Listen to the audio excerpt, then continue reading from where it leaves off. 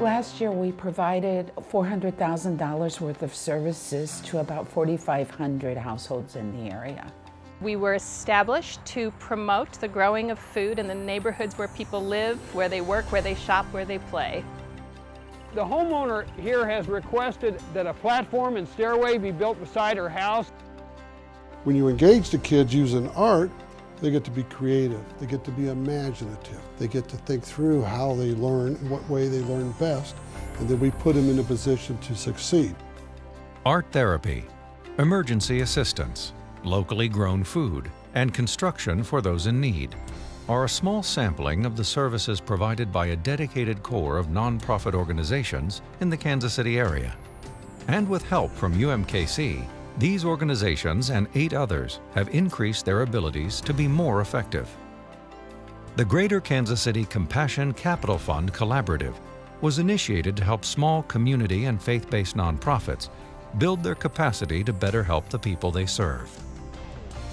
Through this federally funded project, UMKC had a perfect opportunity to combine the talents of its Institute for Human Development and Midwest Center for Nonprofit Leadership.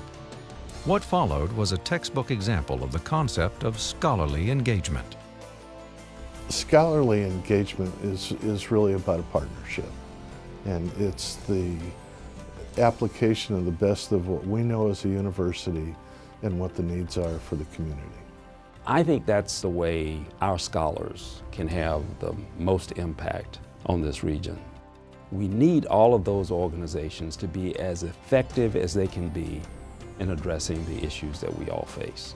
That's one of the things we want all of our students to appreciate, that they are a part of a community, and it's very important to contribute to the growth and development of that community. In 2009, UMKC announced its federally funded opportunity.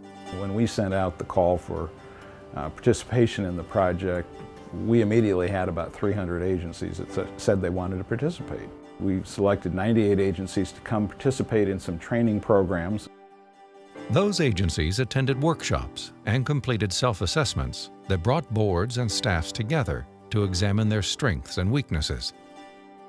UMKC faculty prepared a capacity assessment report for each organization based on their feedback, and through a competitive process, 12 organizations received small capacity building grants to help them address the issues they had identified.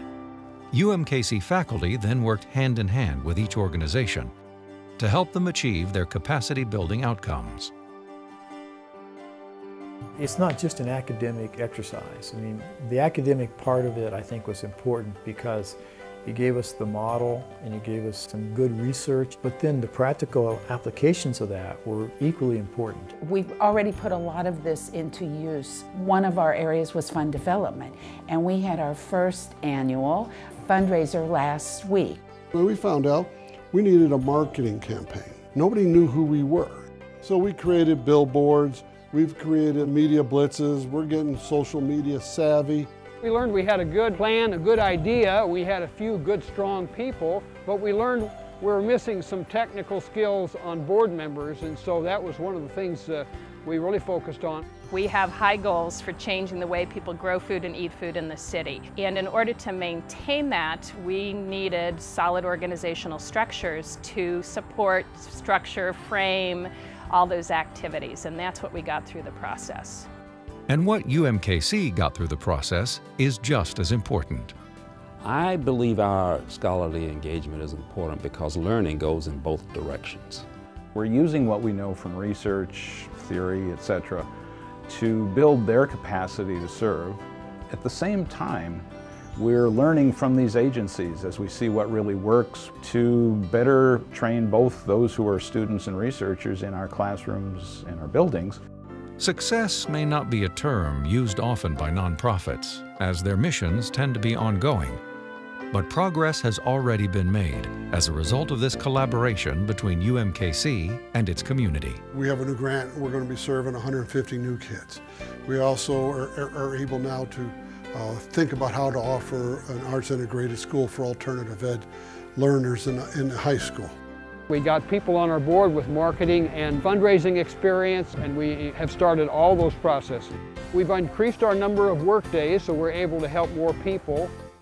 Our society is in a real crisis around food, and in order to really have an impact, we need to be here for the long haul.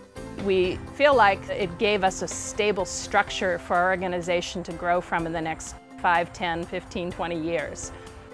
Number one, we are an urban serving research university. People say they really love what they see happening here. And what they're really saying is they see us engaging in the issues they care about.